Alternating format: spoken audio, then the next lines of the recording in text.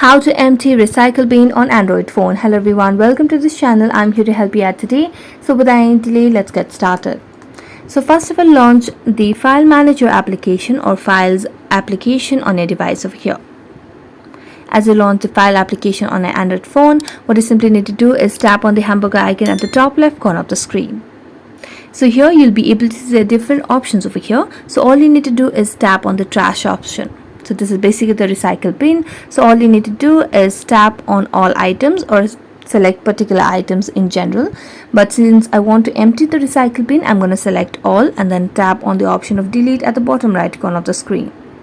So tap on delete and then delete again. So this will start deleting all the files that I have in the trash, and after its completion, we'll be able to empty the recycle bin on our Android phone as well.